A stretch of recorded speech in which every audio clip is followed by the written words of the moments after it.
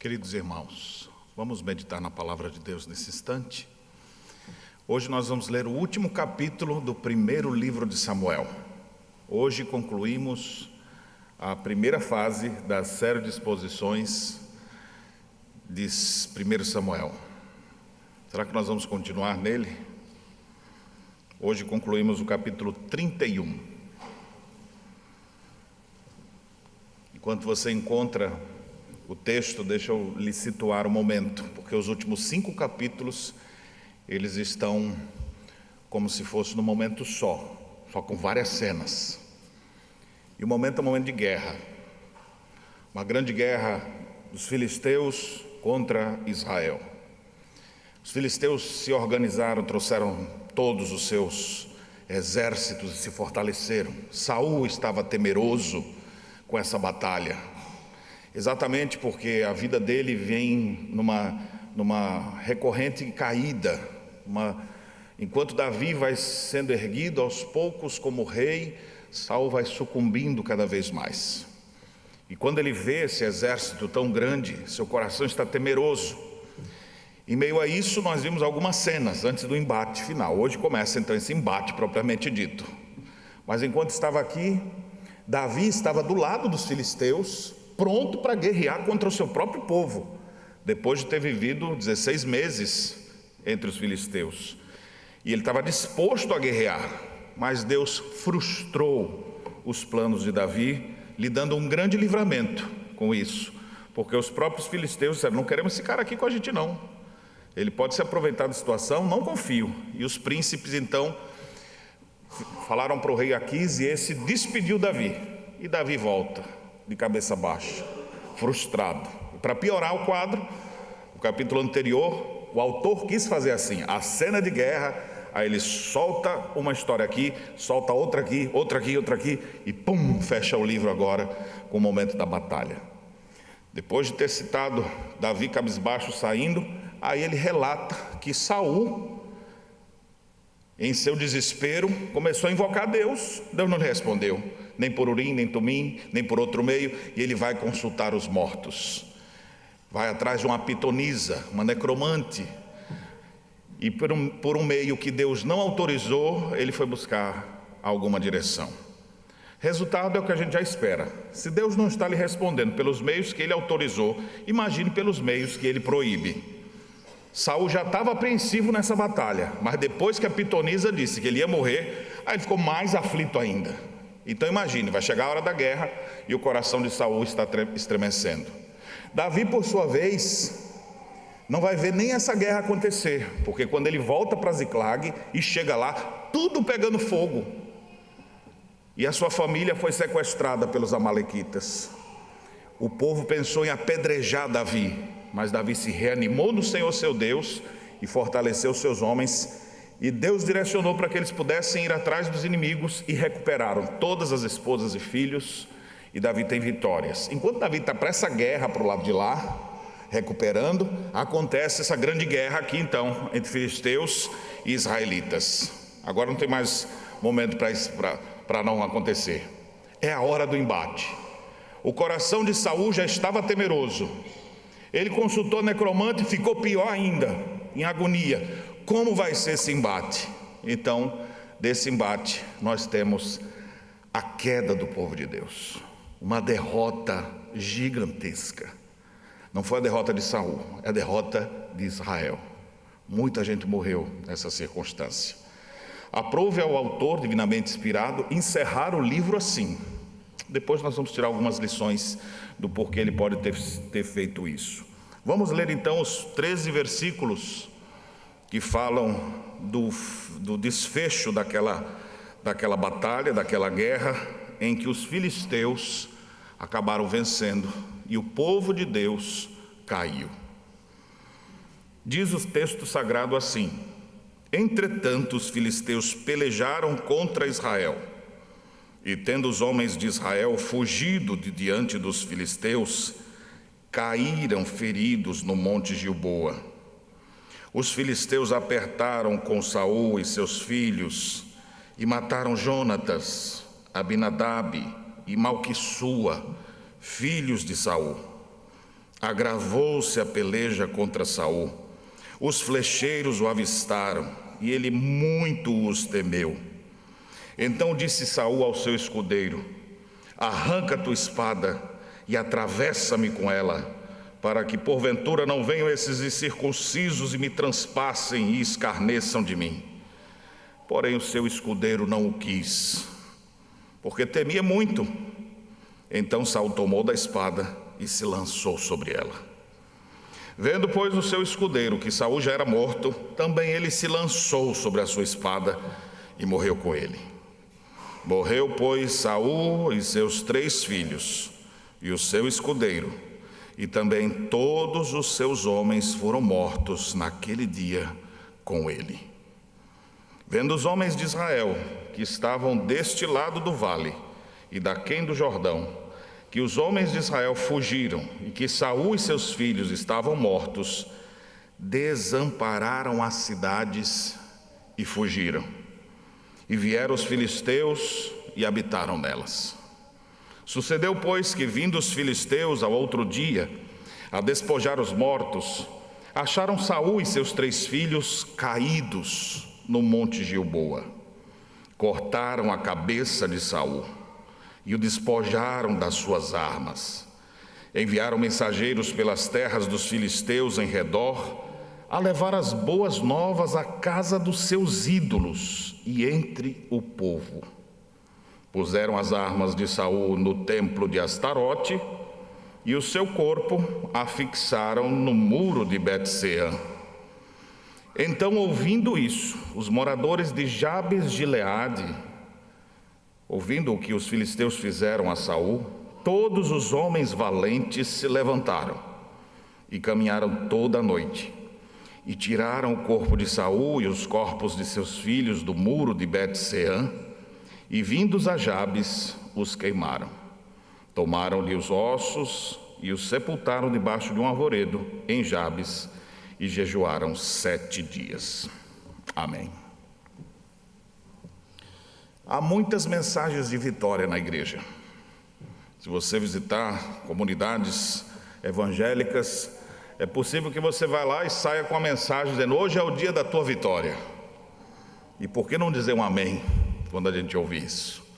Uma mensagem encorajadora, dizendo que você vai vencer, que você vai triunfar. De fato, em Cristo nós somos mais que vencedores e temos vitória contra o mal. Contudo, meus irmãos, a certeza da vitória não implica que não teremos batalhas perdidas. Não é porque nós vamos vencer na guerra final que batalhas menores não vão nos derrubar. A guerra final já está conquistada, mas as batalhas da vida estão sendo travadas. E a queda é um sinal de reflexão. Ilustro isso com a história de Josué. O livro todo é um livro de vitória, uma vitória mais bonita que a outra. Circundando Jericó, e depois os muros caem, e eles prevalecem sobre aquele povo pagão. 5 reinos se levantam contra Josué, o sol para, e o povo destrói aqueles 5 reinos de forma espetacular. Deus ouviu a voz de Josué, o sol parou e Deus soltou pedras de fogo, uma saraivada que caiu sobre os inimigos e os destruiu. Mas foram os que morreram pela chuva de pedras do que os mortos a fio de espada. Nem bem terminou esses 5 reinos, 7 reinos são destruídos por Josué. E você vai vendo inclusive os homens que estavam com ele, como Caleb, dizendo: aquele monte que está habitado pelos filhos de Anak, os gigantes, é lá que eu quero ir, e eu obterei vitória. E ele então triunfa sobre aqueles inimigos. Você lê o livro todo de Josué, é um livro de vitória, uma atrás da outra. Mas tem um capítulo, capítulo 7, que mostra a derrota do povo. No dia que eles desobedeceram a Deus. E quando viram uma cidadezinha chamada Ai, eles disseram: ai dela, ela não vai aguentar com a gente, nem precisa botar o povo todo, manda só uns 3.000 homens. E eles saíram de lá entristecidos, fugidos. 36 homens morrem, e o povo agora tem um vexame terrível. E por que teve aquela derrota? Aquela derrota foi um ponto de reflexão. Deus falou para Josué: por que você está aí prostrado? Há pecado no meio de Israel. Enquanto não foi eliminado o mal, eu não serei mais com vocês. E Josué então tem a missão agora de identificar o que foi que aconteceu de errado, até que descobre que um sujeito chamado Acã, naquela batalha contra Jericó, que Deus disse que não era para pegar nada, ele foi lá e viu uma capa babilônica e disse: eu vou deixar esse negócio perdido aqui. E tomou para si aquela capa, guardou, bem como uma barra de ouro e algumas outras coisas. Não pôde usar nada, mas manteve ali, transgredindo a lei de Deus. Acã pecou e todo o povo padeceu, mostrando para nós assim que é um livro de vitória. O livro é a grande conquista da terra prometida, mas tem quedas no caminho. O texto que nós lemos também fala assim: o povo de Deus vai tendo muitas vitórias. Vitória contra os seus inimigos. Já vimos várias batalhas vencidas pelo povo de Deus, mesmo sem muita experiência e às vezes até em número inferior de soldados. Em algumas circunstâncias o povo vai vencer até sem guerrear, porque quem dava vitória a Israel era o seu Deus. Mas aqui nós temos um ponto de reflexão, porque nessa grande batalha, filisteus e israelitas, o rei está com o coração tremendo. Seus homens automaticamente já não estão confiantes e eles vão para a guerra assim, e é um desastre. O texto que nós lemos, inclusive, aparece repetidas vezes o verbo cair. Caíram feridos no monte Gilboa. Caíram. É um texto que fala sobre a queda, não apenas de Saul, mas do povo de Deus. E nós queremos então falar sobre esse assunto. É um capítulo triste, mas é um ponto de reflexão para nós. É o último capítulo. Aí você fala: pá, pastor, podia ter encerrado diferente, né? Vamos encerrar a história do livro. Vamos contar uma história mais bonita. Podia ter encerrado lá com Davi vencendo os amalequitas e reconquistando as mulheres, seus filhos, e voltando para casa triunfante com todo o despojo.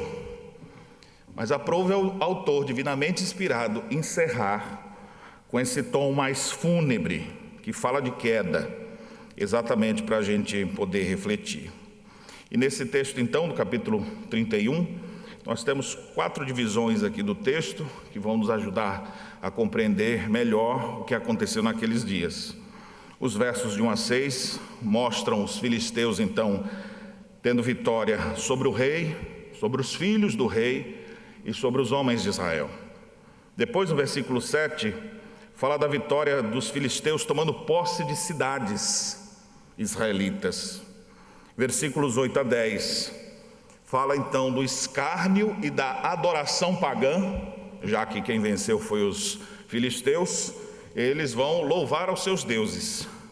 E a última parte, versos 11 a 13, um ato bonito de alguns homens valentes de Jabes de Gileade. Então, seguindo essa sequência do texto, nós vamos falar nesse final do livro sobre a queda do povo de Deus. E vamos aprender algumas coisas. A primeira parte, então, os versos de 1 a 6, mostra que essa queda foi medida pela morte do rei, seus filhos e muitos homens de Israel. O texto narra essa queda de forma bem resumida mesmo, de uma forma bem sucinta, não tem muita coisa para falar. Logo de cara ele diz: caíram feridos no monte Gilboa. Naquela grande batalha, Israel, que uma vez com um guerreiro só conseguiu enfrentar um gigante, destruir os inimigos, agora muitos anos à frente daquela primeira batalha, nós temos eles agora caídos. E o texto diz no versículo 2: os filisteus apertaram com Saul e mataram seus filhos. Os filhos de Saul estavam lá, fiéis, lutando ao lado do pai. Seus nomes: Jonatas, Aminadab e Malquissua. O que nós temos mais informação é sobre Jonatas, que inclusive tinha uma amizade muito bonita com Davi e que o fortaleceu em momentos de grande crise. Mas esses homens então caem. Agravou-se a peleja. Saul estava ferido, percebendo que ia morrer. O Monte Gilboa, a região daquele lugar, parece que tem umas ladeiras maiores, os arqueiros estão na parte superior. Quando ele vê que ele está na mira de todo mundo, ele fala: não vou deixar me matarem aqui para depois ficarem zombando de mim, como ele fez com o rei amalequita, que deveria ter matado, mas ele quis manter o cara para desfilar como se fosse um troféu. Ele fala: não vão fazer isso comigo. Então falou para o seu soldado, seu escudeiro: pega a espada e arremete contra mim. Aí o soldado olhou assim: matar o senhor? Mas como que eu vou matar o senhor? Ele não teve coragem de fazer. Então o próprio Saul puxou da sua espada e se lançou sobre ela, e essa lhe atravessou até que morreu. O escudeiro falou: não é possível, o rei caiu, os filhos dele já morreram, o que eu vou fazer? Ele foi lá e se jogou em cima da sua espada também e morreu. O texto então diz que morreu. Finaliza o verso 6 dizendo: morreu, pois, Saul, seus 3 filhos, o seu escudeiro e também todos os seus homens que foram mortos naquele dia com ele. Então muitas pessoas que morreram ao lado de Saul. É bem verdade que nós não podemos botar todo mundo nessa morte da mesma maneira. Saul morre de um jeito que geralmente os crentes não morrem. Ele morre sem dirigir uma oração a Deus.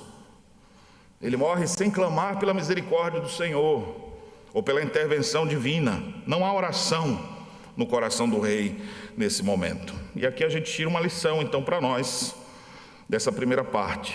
Na queda do povo de Deus, o juízo divino é derramado como consequência de uma vida de iniquidade.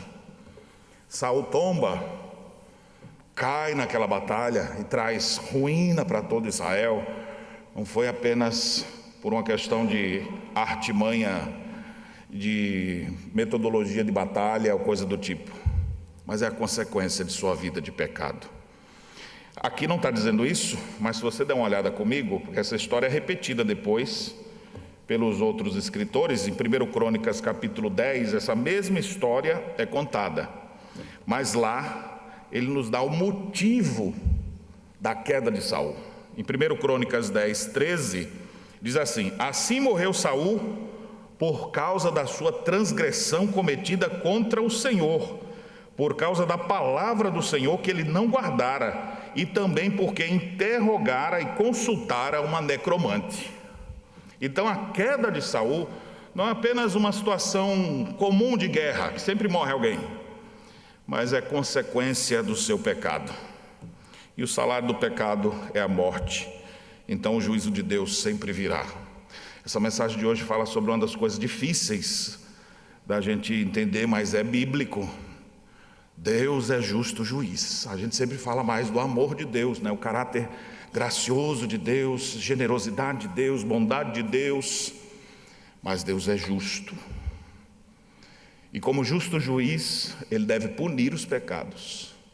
E aqui nós temos o justo juiz derramando de sua ira, levemente, até diria, sobre Israel, sobre o seu rei, sobre os filhos do rei e sobre muitos soldados que estavam ali naquela batalha.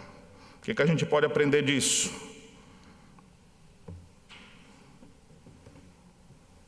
Todos nós vamos comparecer diante de Deus e seremos todos julgados, e nós devemos estar preparados para isso.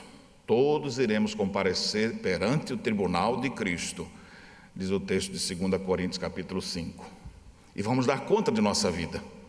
Nada do que nós fazemos aqui de certo ou errado vai ficar assim, ninguém viu, deixa para lá. Deus está vendo tudo, e tudo é pesado na sua balança.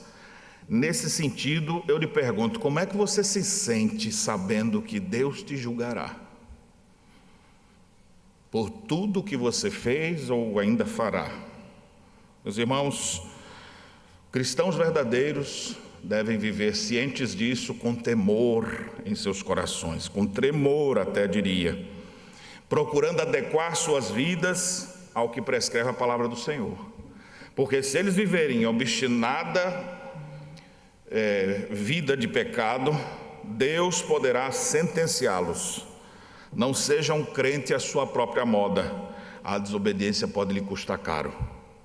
Saul sabia o que devia fazer, mas não fez.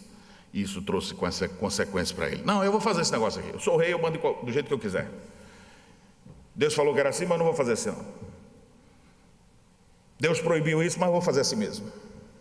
Uma vida de desobediência não vai ser... Deus não vai ficar assim, que menininho desobediente. Vamos deixar continuar desobedecendo. Não, Deus castiga. E começa o castigo de Deus, o juízo de Deus pelo seu próprio povo, antes mesmo de qualquer outro lugar. Então deixa eu dizer uma coisa séria para você. Não seja obstinado em seu pecado. Não endureça seu coração. Inclusive hoje já lemos no Salmo 95. Hoje, se ouvirdes a sua voz, não endureçais o seu coração. Quantas vezes a palavra de Deus nos é pregada, nós ouvimos domingo após domingo, a gente ouve, é chamada a atenção, mas meio que muda de assunto logo, aí meio que dá uma esquecida naquilo. Nós vamos dar conta de tudo que a gente faz. Não endureça seu coração, não tenha uma mente cauterizada, não deixe que seu coração fique desviado, não deixe seu coração ser endurecido, mas se humilhe diante de Deus, suplicando pelo seu perdão. Arrependa-se dos seus pecados enquanto ainda dá tempo,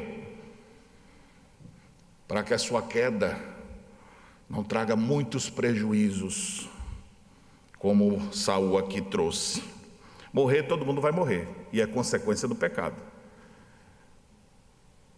Existem mortes e mortes. Tem alguns que viveram, chegou o momento deles partirem, o Senhor os chamará. Mas tem alguns que parece que querem encurtar esse tempo. O Salmo 90 nos fala disso. Os nossos dias se passam na tua ira como um breve pensamento.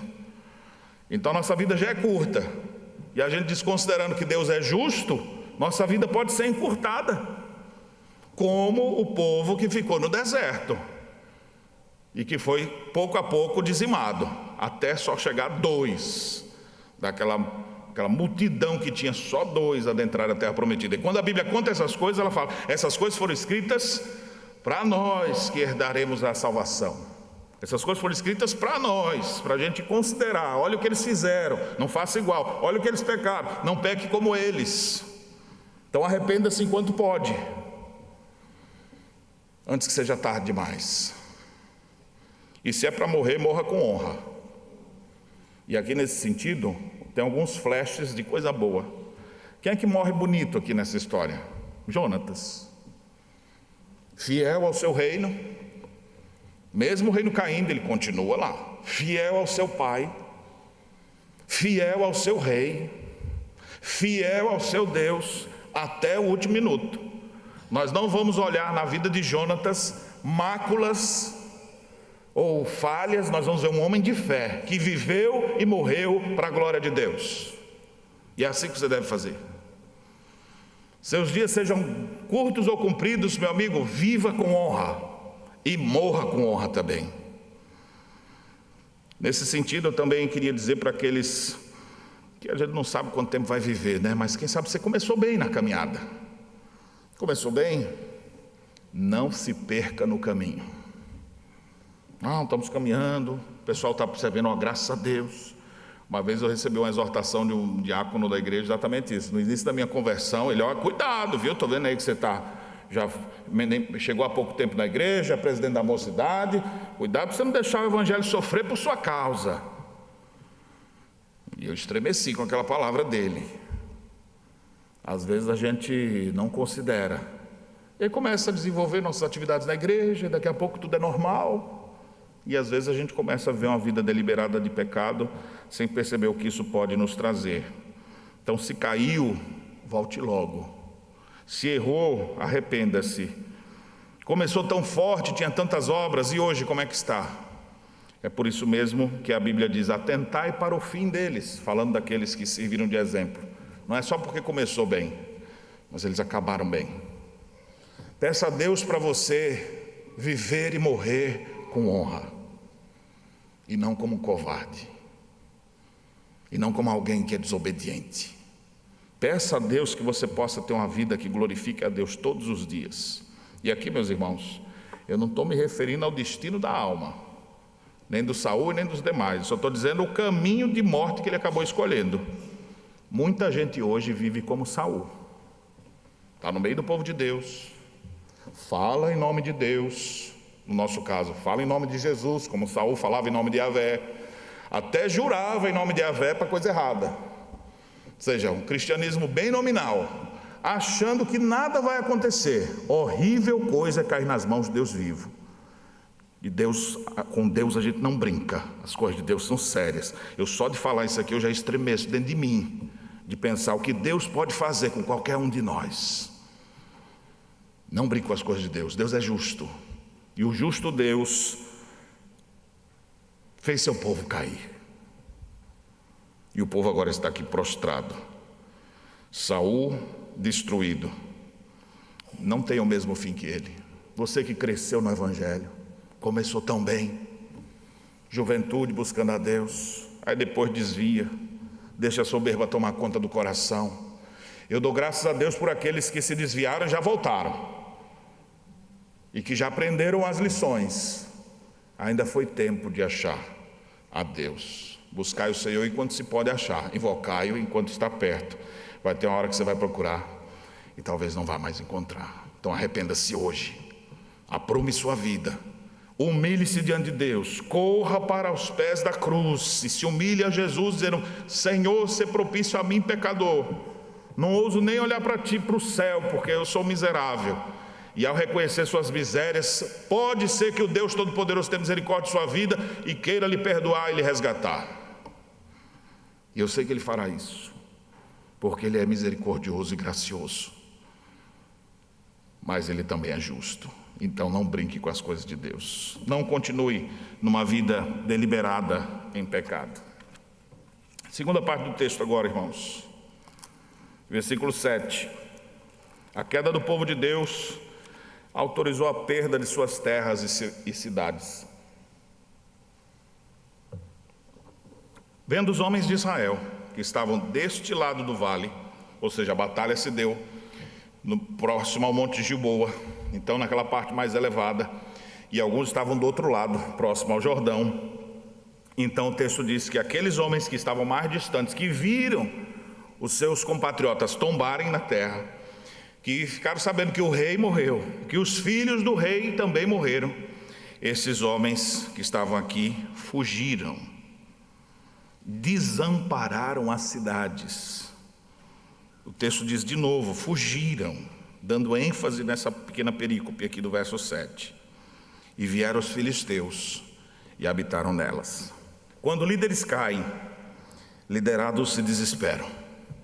Saul não transparecia confiança, o povo também não estava com confiança. Saul estava temeroso, o povo está temeroso. Se o rei está assim, se tinha alguém de fé, nós poderíamos afirmar, pelo conteúdo da escritura, que deveria ser Jonatas. Esse devia estar firme. Mas os demais, o rei caiu, os homens quando viram, fugiram. É na hora da crise que a gente descobre a verdade das pessoas. Na hora da provação, na hora da dificuldade. Crente que é crente, morre como bom calvinista, resistindo até o final.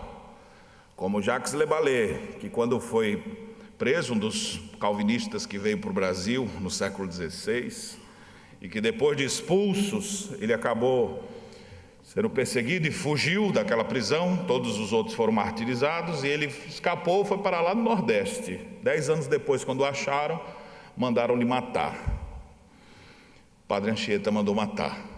E como ele demorava de morrer, enforcado, Anchieta agarra suas pernas e puxa para que quebrasse seu pescoço. O homem está lá, o homem está sendo enforcado, como bom calvinista, está lá. Não morra agora não, só no dia que Jesus predestinou. E ele está lá segurando firme. Mas morreu. Morra com honra, não morra negando o seu Deus. Não morra abandonando seus princípios. Não fuja. Não desampare o povo. Meus irmãos, aqui o povo desampara, e quando o povo foge, os líderes fogem. O que aconteceu no texto? Desampararam as cidades. A palavra não é assim só, esvaziaram a cidade. Observe a gravidade do que aconteceu. Quando esses guerreiros deixam de estar ali, eles desampararam as cidades e fugiram. Automaticamente a casa ficou limpa, não tem ninguém. O que os filisteus fizeram? Aí pegaram a teologia da prosperidade e disseram, vamos tomar posse. E adentraram aquele lugar e lá ficaram. O povo perdeu.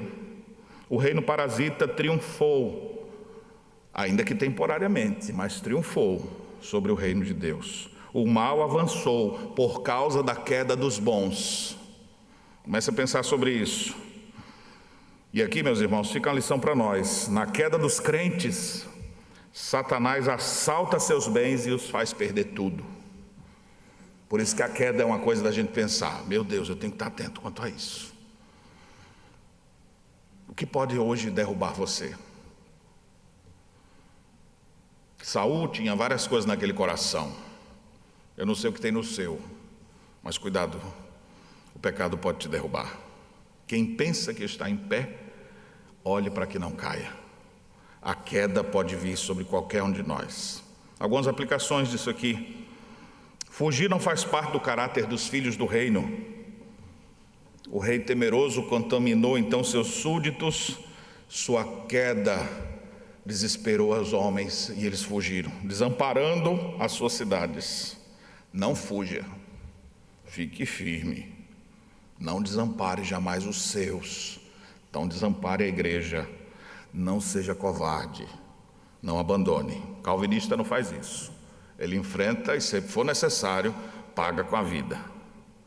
E nós temos na história do calvinismo, especialmente no início, os rios de sangue na França, de huguenotes que confessaram a fé protestante e foram assassinados com requintes de crueldade, mas não abandonaram a sua fé.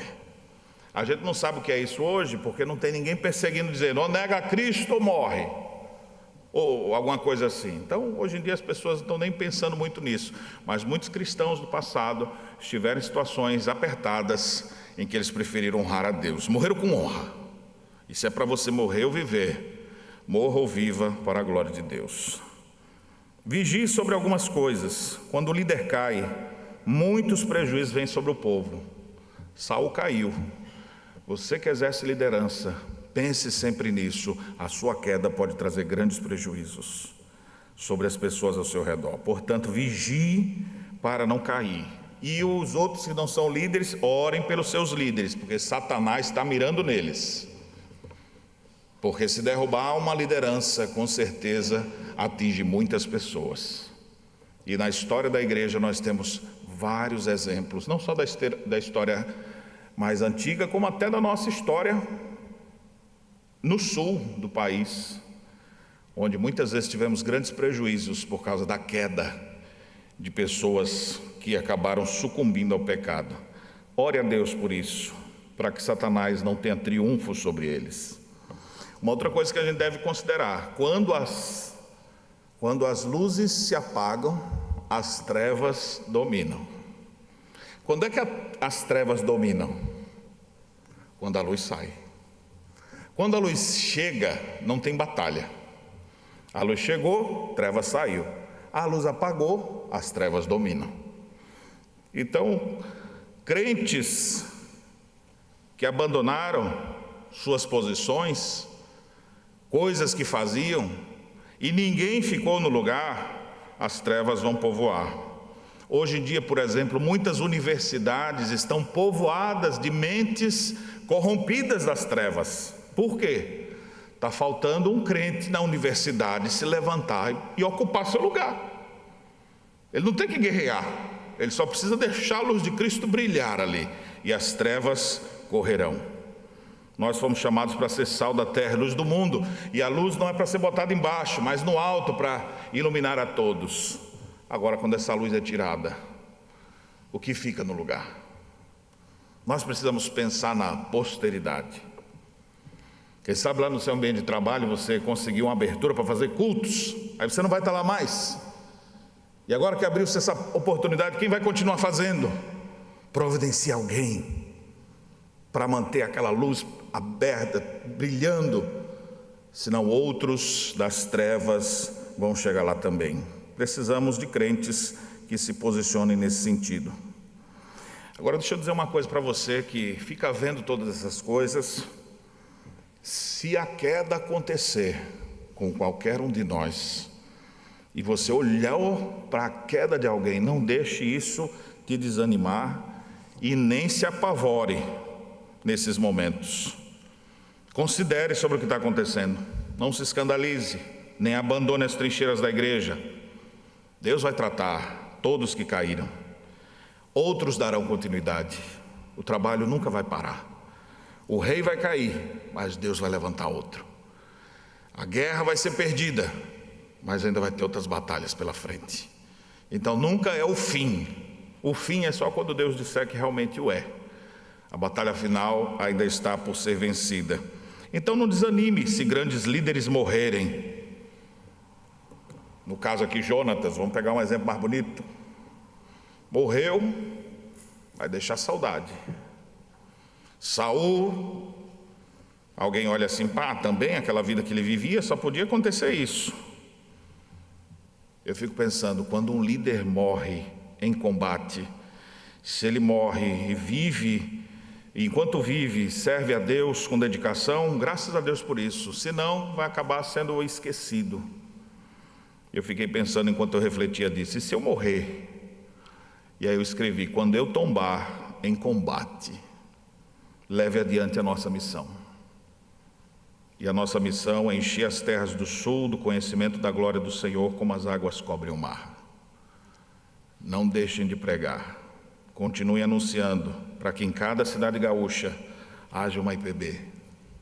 E quando esse tombar, e eu sei que vou tombar, que os outros deem continuidade. As trevas dominarão onde a luz parar de brilhar. Enquanto a luz brilha, as trevas não avançam. Mantenhamos nossos faróis, a luz de Cristo em nós, sempre a brilhar e a resplandecer.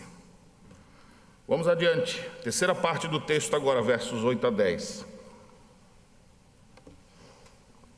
A queda do povo de Deus foi brindada com escárnios sobre os líderes de Israel. Houve festa no arraial filisteu.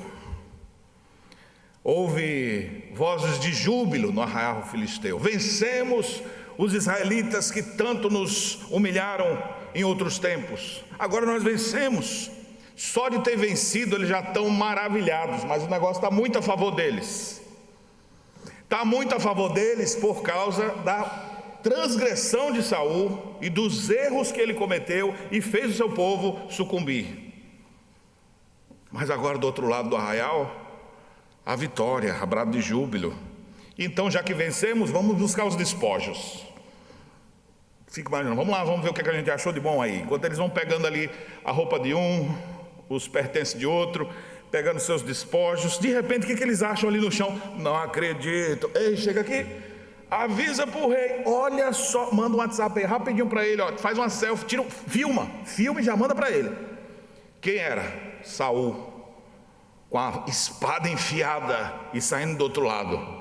E ele fala, olha só que o rei, rapaz, o tamanho desse homem. Não é ele não, rapaz, claro que é, presta atenção se não é ele mesmo. E eles olham lá e falam, rapaz, e aquele outro, não acredito, cara, olha, é o Jonatas, é o filho dele.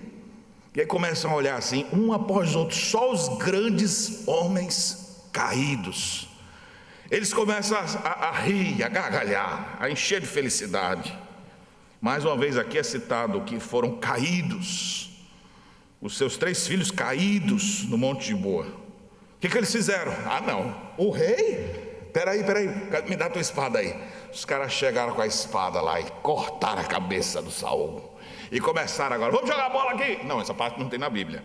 Mas bem que podiam fazer, qualquer zombaria que você puder imaginar, eles estão com a cabeça do homem na mão. Olha aqui, e agora? E aí, bocozão? Segurando ele ali, zombando dele, escarnecendo dele. Joga essa cabeça para lá. Não, leva lá para o rei aqui para ele ver. Pega os corpos desses homens aí também.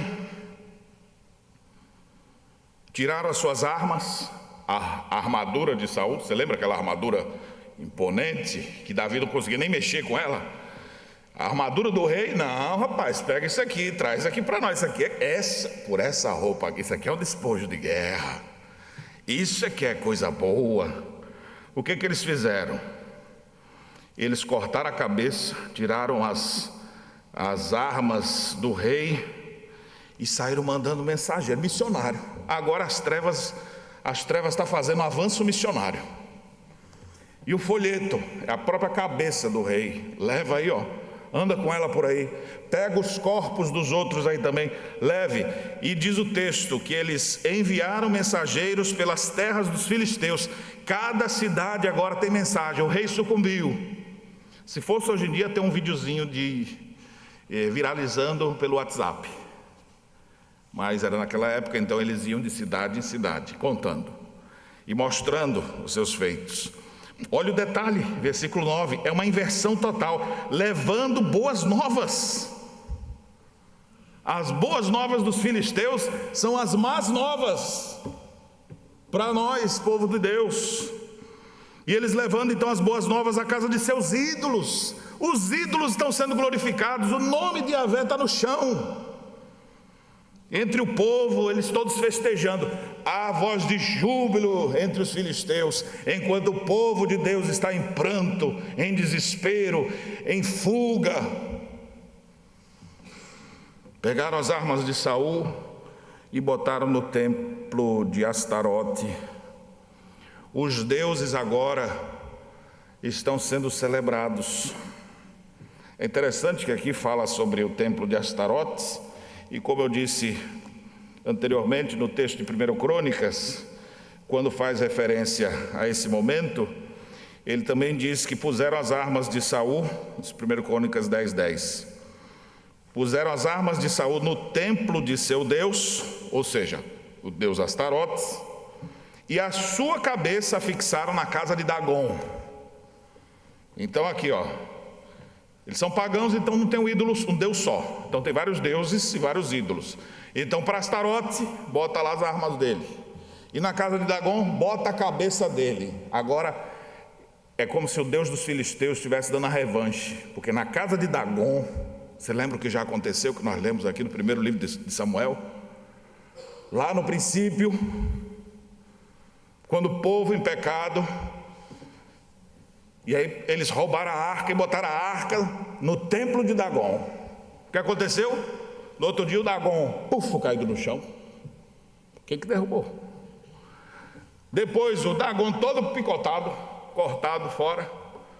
E eles falaram, manda esse negócio para longe de nós, porque está trazendo mal para os nossos deuses.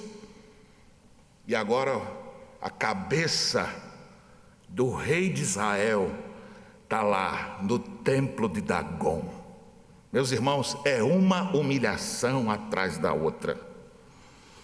O povo de Deus tendo que sofrer esse vitupério, essa humilhação, ouvindo boas novas de uma boa nova que não presta para nada. Agora estão dizendo assim, sirva Dagon, que ele é que é bom. Até rimou, não foi? Siga Astarote, são os nossos deuses. Nesses dias é dia de reavivamento espiritual nos templos pagãos. Israel, tristeza, dor por causa dos pecados do seu povo. Meus irmãos, que situação complicada é essa? Um evangelho do inferno começa a se espalhar, ao invés da genuína mensagem salvadora. A adoração pagã cresceu. Qual é a lição que a gente tira dessa sessão? Na queda do povo de Deus, os ímpios são exaltados, os crentes são humilhados e os ídolos pagãos são adorados. Considere isso da próxima vez que você for pecar, porque é isso que a tua queda produz. Olha a realidade da igreja brasileira. Olha para a realidade do cristianismo hoje em dia. Se nós não estamos vivendo quase como nesse período aqui, um número enorme de gente evangélica, e só aumenta. E qual o impacto disso na vida das pessoas, das famílias e da sociedade?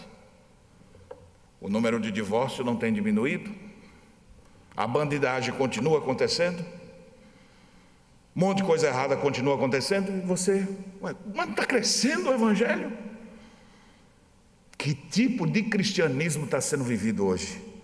Um cristianismo onde as pessoas fazem do seu jeito, está parecendo meio do jeito de Saul, que era alguém do povo de Deus, que invocava o nome de Deus, mas que vivia como pagão. Muita gente hoje tem Jesus na ponta da língua, mas é um verdadeiro ateu na prática, ou melhor, um pagão na sua prática, adorando a outros deuses, adorando no templo de Afrodite e suas paixões sexuais, adorando a Mamon na busca de sua riqueza a qualquer custo, adorando a falsos deuses.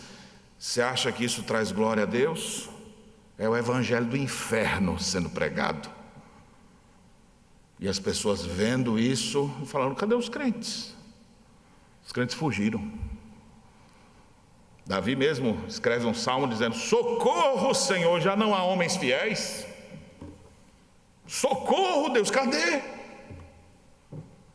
Que desespero, tanta gente e ao mesmo tempo, cadê a gente?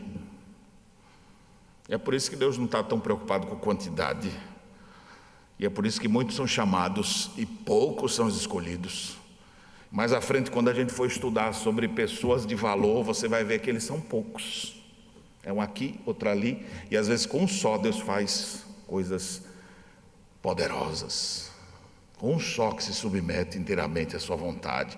Um só que diz: Senhor, eu quero te obedecer, porque eu entendi que obedecer é melhor que sacrificar. Um só, fazendo toda a diferença.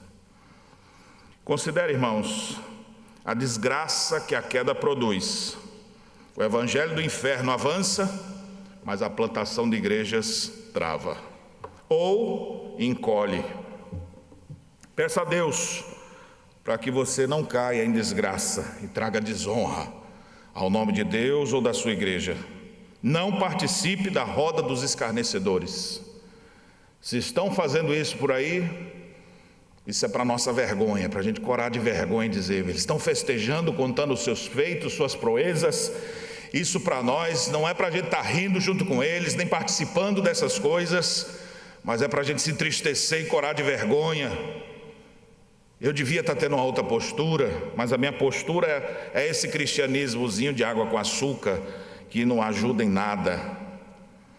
Eu me lembro que uma vez eu cheguei num ambiente e tinha algumas pessoas falando mal de um crente, e o pior é que ele estava errado mesmo, o crente. Mas na hora que eu vi aquele grupo de homens falando mal do crente, eu falei: eu não vou botar mais isso, né? É feio isso. O que o crente fez é feio, mas ficar zombando dele como aqueles outros estavam, eu não faço isso, porque afinal de contas era meu irmão. Eu não estou daquele lado.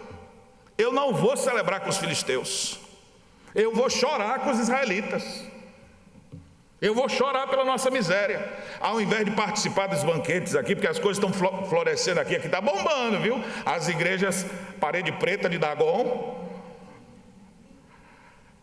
a boate gospel de Astarote está crescendo, está todo mundo indo para lá, pastor. E aí, eu vou ficar chorando aqui, ó.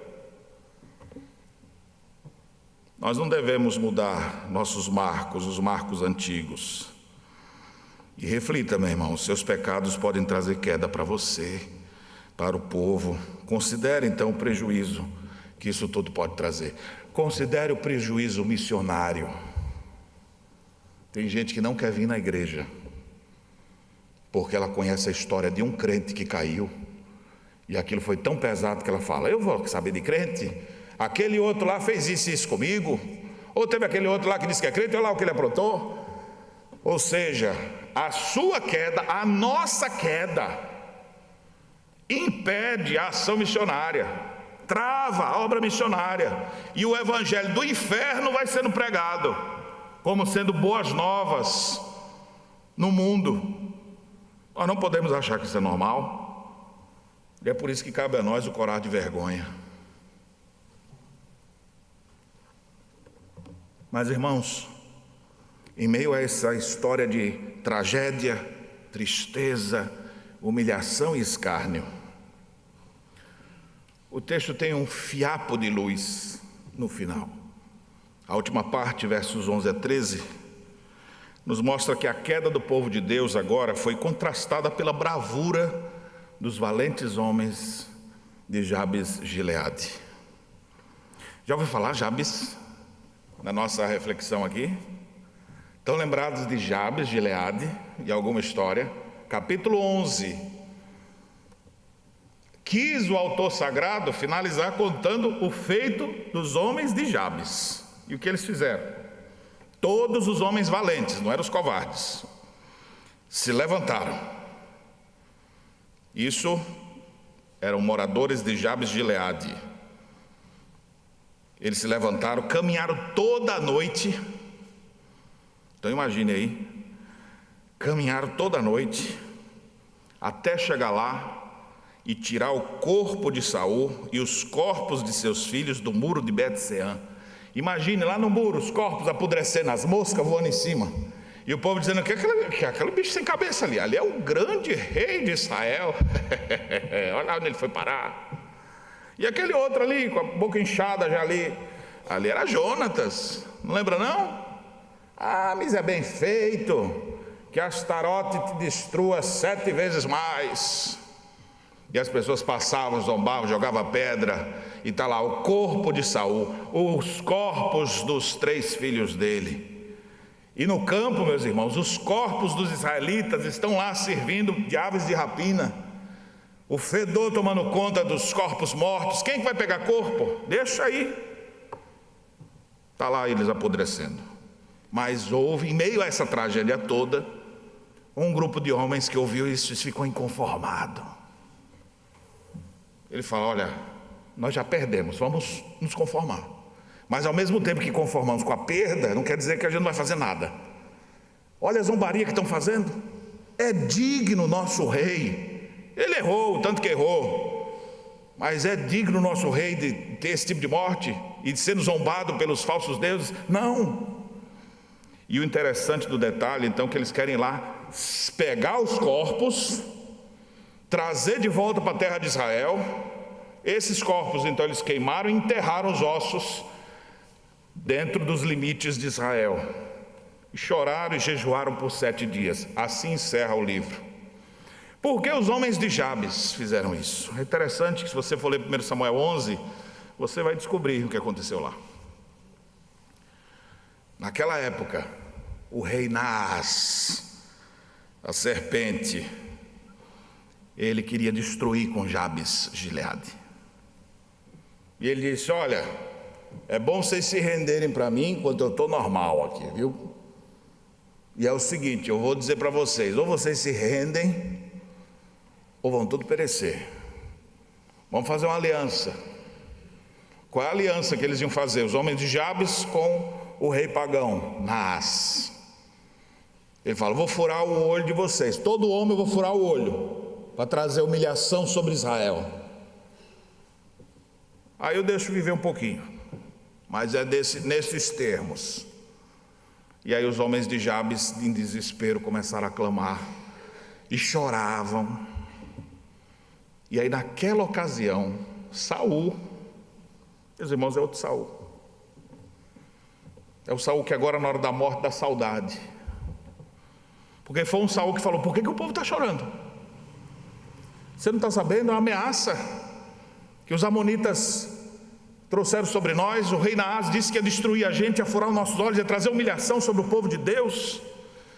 E naquela hora a Bíblia diz que o espírito de Yahvé tomou Saul e encheu ele de ira. E ele teve uma estratégia. Pegou uma junta de boi, cortou todo em pedaços e falou: manda esses pedaços para cada uma das tribos, convocando eles para se unirem conosco, para a gente guerrear contra os amonitas. Agora imagine todo mundo chegando em casa, né? Chegou um mensageiro assim: ô, tem uma mensagem para você. Qual é a mensagem? O cara, puf, a cabeça de um boi. O outro: olha o pernil aqui. O que é isso? É assim que vai acontecer com os teus bichos aí, se você, e com vocês todos, se vocês não se juntarem a Saul para essa guerra. E o cara olhando aquela cabeça do oião do boi assim morto. E, rapaz, se eu não fizer alguma coisa. Então Saul, naquela ocasião, reuniu todo Israel. É o episódio mais bonito da história de Saul. É tanto que aquele episódio, Saul é um verdadeiro tipo de Cristo. A vida dele aponta para Cristo, de tão bonito que é. Deus operou nele, caiu o temor de Deus sobre o povo, se juntaram 300.000 homens e destruíram os filhos de Amon. Não ficou um para fugir acompanhado. Todos os que fugiram sozinhos. E naquele dia eles celebraram, e Saul ali foi coroado mais uma vez, celebrado diante de Yahvé as conquistas, aquele momento glorioso. Jabes foi salva pelas mãos de Saul. Olha que bonito aqui, irmãos. Daqui a pouco vamos tirar umas lições disso aqui. Aqueles que foram ajudados lá atrás, porque isso aqui já tem anos e anos, décadas e décadas na frente, que Saul morreu. Mas lá atrás, no início da vida de Saul, ele estava lá salvando aquele povo. E aquele povo agora dizendo: quem que tombou? Saul. Mas é bem feito para ele aprontou. Mas peraí, rapaz, quando a gente mais precisou, ele estava aqui. Quando a gente mais precisou, ele nos salvou. Ele reuniu todo mundo, ele botou a cabeça dele a prêmio, e ele destruiu nossos inimigos. Esses homens, eles têm uma dívida de gratidão. E é bonito o que os homens de Jabes fazem. Eles caminham a noite inteira, eles colocam o seu pescoço em risco, tiram o corpo de Saul, tiram os corpos dos filhos, trazem para Israel, queimam esses corpos, enterram esses ossos, deram a morte digna para aqueles que eram do seu povo. Meus irmãos, nós precisamos de uns Jabes hoje em dia. E aqui a lição que eu trago para vocês, o livro encerra com esses irmãos aqui, que foram ajudados, não se esquecendo do passado e honrando até quem não merecia. E a lição que eu trago é: na queda do povo de Deus, alguns valentes têm de se levantar para defender a honra das coisas de Deus. Nós precisamos hoje também de uns Jabes, uns homens de Jabes de Gileade, mas não homem covarde, homem valente, que considere a história, que considere o passado e que honre a memória dos seus. Algumas aplicações aqui, irmãos. Não esqueça quem te ajudou. Você hoje é o que é porque alguém te botou aí. Não esqueça, Deus usou alguém. Você está vivo graças a Deus que levantou pessoas na sua vida. Se essas pessoas caíram, não pise na cana quebrada, mas de alguma forma vá atrás deles. Pode ser até quem te pregou o evangelho, pregou para você, se arrependeu e depois a pessoa desviou. Não comece a condená-lo, ore por ele, vá atrás dele. Quem você desprezou depois da queda e não foi mais atrás? Quem foi que caiu, você conhecia e que você agora chutou para lá? Separe um tempo, lembre dessas pessoas. Eles foram em algum momento instrumentos de Deus, e a história deles não está acabada. Pode ser que eles não morram como Saul. Pode ser que Deus queira te usar para ir atrás dessas pessoas. Honre a memória de quem serviu e foi esquecido. Lembre-se do quanto te ajudou e honre a sua memória. Nós precisamos fazer isso. Em um certo sentido, tentando apagar o rastro danoso de vexame que ficou. Os caras estão zombando do corpo do rei. Arrancaram a cabeça do rei. Não vamos deixar assim. Não, vamos dar um fim nisso aí. Acabe com o motivo de vitupério. Se tem crente sendo humilhado pela queda, não se alegre com isso. Pelo contrário, chore por isso e procure ajudar para dar fim a todo tipo de escárnio. Nós precisamos de valentes como esses homens de Jabes. Povo perdendo, povo em crise, mas tem alguém ainda dizendo assim, sem uma gota de esperança de se ver nada. E eles falam, não vamos deixar isso assim. E eles se expuseram e assim recuperaram. Irmãos, essas notícias aqui, finalizando esse livro, elas ainda não foram compartilhadas com Davi. Davi não está sabendo de nada disso aqui. Ele ainda está meio feliz do retorno, de ter vencido os amalequitas, de estar de volta com suas esposas e seus filhos. Como é que ele vai reagir quando ele ouvir essa história? Será que Davi vai se alegrar porque o seu arqui-inimigo morreu? Como é que Davi vai reagir quando souber que o seu melhor amigo morreu? Ficará entristecido ou vai prosseguir adiante?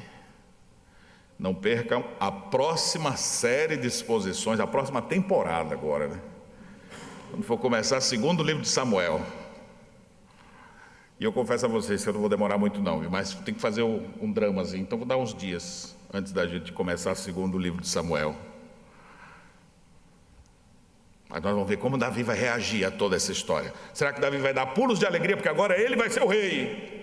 Como é que ele vai tratar essa situação, essa história? Como essa história vai chegar até ele?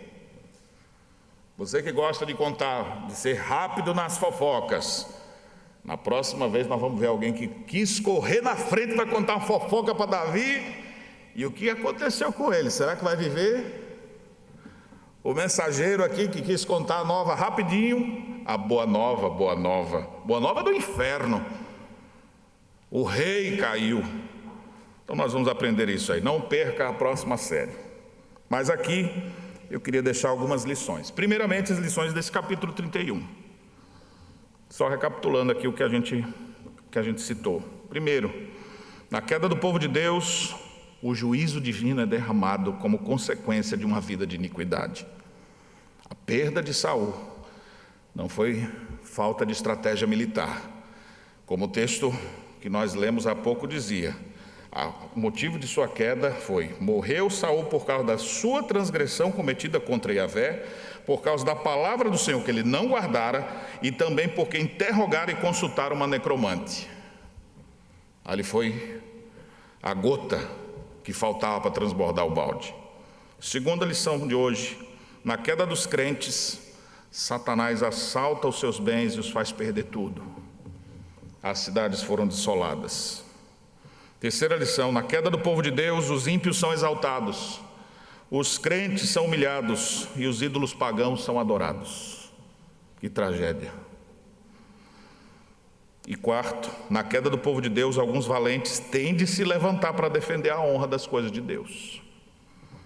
Algumas aplicações que esse texto nos traz, especialmente falando sobre Cristo. Primeiramente, como eu disse, Saul, em sua trajetória como rei, não reflete o rei Jesus, a não ser naquele episódio do capítulo 11. Ali ele parecia. Mas depois a gente vai ver as ações dele, desobediência, fazendo as coisas do seu jeito, atormentado em sua mente, consumido pelos seus ciúmes, pela sua inveja, pela sua ira. Ele vai de mal a pior. Cristo é o contrário de Saul. Cristo em tudo obedeceu. Sua mente foi inteiramente preservada o tempo inteiro. E ele estava consciente de tudo que deveria se fazer e nunca pecou. Tem um momento aqui que Saul aponta para Cristo. Aponta não por ter feito a mesma coisa, mas com o que aconteceu com Saul. A humilhação dele. Saul pereceu na guerra. Cortaram a cabeça dele fora, zombaram com essa cabeça, botando dentro de um templo pagão, pegaram o seu corpo, deixaram exposto para as pessoas olharem e zombarem. Nesse sentido, irmãos, nos faz lembrar, o muro de Bet-Sean parece o madeiro dos amaldiçoados. A Bíblia diz: maldito todo aquele que for pendurado no madeiro. E Cristo foi pendurado no madeiro, foi humilhado, escarnecido, cuspiram nele. A grande diferença é que Saul estava sendo humilhado porque merecia, mas Jesus não. E se é para você se identificar de alguma forma nessa história, se identifique que o seu lugar era como Saul, com a cabeça arrancada e o povo zombando de você. Mas Cristo assumiu esse lugar, o seu lugar, para que você não passasse por esse vexame, essa humilhação. para que você não ficasse exposto e as pessoas zombando de você. Cristo recebeu toda essa zombaria por causa dos nossos pecados. Ele assumiu o nosso lugar. E a minha pergunta é: isso não te constrange? Tem como a gente querer continuar no pecado sabendo o que Cristo fez por nós? Era para a gente hoje estar exposto como Saul. E só não estamos lá, não é porque a gente é melhor do que ele, não. É a graça de Deus que transbordou em nossa vida e Cristo nos salvou. Para finalizar, irmãos, já que é o fim do livro, e aqui nós encerramos a exposição de 1 Samuel, eu queria trazer em frases objetivas 10 lições que nós tiramos desse livro. A primeira e a principal do livro todo. Esse livro foi escrito para dizer que Deus ia levantar um rei. Então Deus levantará um rei para Israel. Mas o que é interessante essa é a lição que o livro nos traz, uma das principais, mas o livro encerra com o rei morto.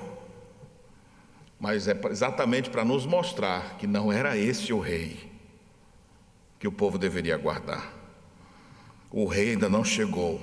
O rei, para aqueles primeiros leitores, estava por vir. Para nós, o rei é Jesus. O rei perfeito, o rei escolhido de Deus, e não Saul, que foi escolhido pelos homens. Essa é a principal lição. Outras lições que nós podemos tirar do livro, eu tentei colocar em 10, mas são 31 capítulos, então tive que sintetizar. Pode ser que eu esqueci alguma, mas aí você volta depois e ouve essas mensagens, estão todas gravadas no canal da nossa igreja, se você quiser rememorar. E a segunda lição é: obedecer é melhor que sacrificar. Olhe para o triste fim de Saul, olhe a caminhada dele, e o que Deus sempre ensinou foi: obedeça. Por quê? Não pergunte por quê, só obedeça, sem questionar. Obedeça a Deus. Quem ama, obedece. Aquele que tem os meus mandamentos e os guarda, esse é o que me ama. Nós precisamos aprender a obedecer. Obedecer é melhor que sacrificar. Boas intenções não substituem o cumprimento do que Deus determinou. Fique com o texto, fique com o que Deus colocou e não com suas ideias. Terceira lição: um crente que desconsidera o ensino do Senhor pode ser atormentado como Saul e errar feio na vida. Você quer ser atormentado? Abrigue pecado no seu coração. Desconsidere o ensino de Deus. E você não vai, pode ser que não haja um espírito maligno da parte do Senhor lhe perturbando, como foi o que aconteceu com Saul. Mas você pode se perder na sua mente. E sua mente começar a ficar toda desequilibrada. E você errar feio. O erro maior de Saul: desobediência e consultar uma necromante. Como o rei faria uma coisa dessa? Desconsiderou o ensino de Deus. Quarta lição: Deus escolheu as coisas loucas para envergonhar as sábias. O povo escolheu Saul, bonito, alto, era o rei como as nações. Mas Deus não escolheu esse. O que Deus escolheu foi rejeitado. Nem o pai chamou do dia que Samuel chegou lá. Acabaram os teus filhos? Ah, tem mais um que está ali. Então chama ele. Ninguém acreditava no Davi. Esse foi o escolhido.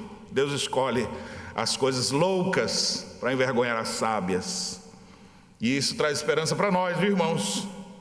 Porque nós aqui, os arrebentados, os loucos, os atrapalhados, Deus pega a gente que não tem jeito, transforma a nossa vida e nos usa para a glória de Deus. Quinta lição: as adversidades são maneiras de Deus moldar o nosso caráter. Aprenda no sofrimento. Olha o quanto Davi sofreu até aqui. Eu não vejo a hora de começar outra série só para ver assim: Davi agora é rei sobre Israel. Porque até esse homem chegar no trono, olha o tanto que esse homem padeceu. Uma crise atrás da outra, de todo lado vem problema. Mas Deus estava moldando o caráter dele. Quando você estiver enfrentando momentos difíceis, em algum momento você fala: Deus, eu não sei onde é que você vai me levar, mas eu quero te agradecer, porque o Senhor deve estar moldando meu caráter. O Senhor está me dando oportunidades para eu aprender. Me ajude a entender o que o Senhor quer me ensinar. em meio aos sofrimentos que nós aprendemos.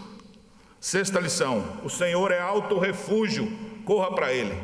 Davi inclusive escreveu salmos assim, quando estava sendo perseguido, quando não tinha mais ninguém para lhe apoiar, ele se refugiou no Senhor, e por se refugiar em Deus, ele permaneceu firme. Corra para Ele, é o nosso abrigo seguro, é o nosso castelo forte. Sétima lição: frustrações podem ser livramentos de Deus. Pode ser que em um primeiro momento você fica ali frustrado, meu Deus, como é que isso foi acontecer comigo? Não acredito, não gosto nem de falar. Mas às vezes Deus está te livrando de algo. Como Davi ficou frustrado quando o rei não quis que ele fosse para a guerra, mas Deus livrou ele de lutar contra o seu próprio povo e ainda conseguir defender a sua família, porque senão ele ia ficar só na guerra, brigando para lá e para cá, e a família ia se perder. Oitava lição: cultive amizades verdadeiras, como Davi e Jonatas. Amizades no Senhor, onde um fortalecia a confiança em Deus do outro. Peça a Deus: Senhor, me dê amigos assim. Ou melhor oração ainda seria: Senhor, me faz um amigo assim. Nona lição: não canse de fazer o bem, especialmente se você só está vendo o mal. As coisas não estão acontecendo como você queria, não seja vencido pelo mal. Continue semeando o bem em todo tempo. E décimo: não ultrapasse os limites estabelecidos por Deus e não invoque espíritos para a solução dos seus problemas. Mantenha-se em obediência ao Deus vivo e verdadeiro. Que Deus em Cristo nos abençoe. Amém. Vamos ficar em pé, irmãos, nesse momento.